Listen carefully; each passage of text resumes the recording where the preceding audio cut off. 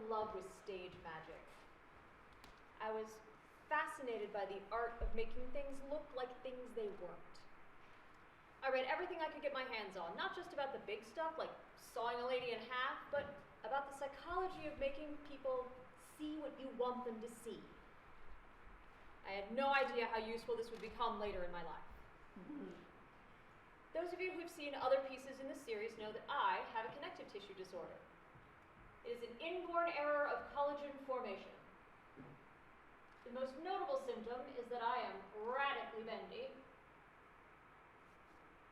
but it also affects other body systems that rely on the elasticity of collagen to function. So, all of them. Nobody really notices the weirder symptoms because I don't want them to. I use the same principles of misdirection that I learned as a wayward child from all of those magic books. Step number 1. Never mention anything you don't want the audience to pay attention to. The magician will not draw any focus to the suspiciously thick tabletop that the assistant is hiding in while they stab swords into an empty box. My proprioception is terrible. I never know where my limbs are. I regularly run myself into door frames in a building where I have worked for over 10 years now. Nobody notices this because I don't react anymore. Why would I? It doesn't bruise less if I say ow. It does, however, distract people, and I don't feel like having that conversation 80 times a day. It's very, very difficult to get concerned people to stop being concerned, and I don't have time to manage your feelings about whatever's wrong with me. Step 2 is to not draw attention to the fact that you're not drawing attention to something. The magician will not point out the mirror that looks like a hole in the middle of the zigzag cabinet, but neither will they walk behind it.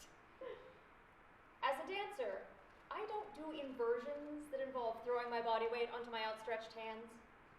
My elbows don't always collapse and drop me on the floor, but in this context, sometimes is plenty more than enough. No one notices this, though. And why would they? I do so many other very impressive things. They also don't notice that I use the railing and stare at my feet when I take the stairs. Step 3 is to take any remaining eccentricities and make them look completely normal. This can be a little bit dangerous. More than one magician has died on stage when the audience mistook a dramatic collapse as part of their act. But mostly this means just kind of being casually strange sometimes. Am I swaying back and forth because of a groove only I can hear?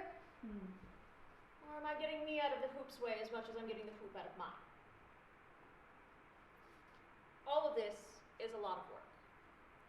The weight of a dance hoop is measured in grams, but it still pulls if you throw it hard enough. And it takes a lot of effort to make it look like it's standing still. You learn to school your face very pointedly, not limp.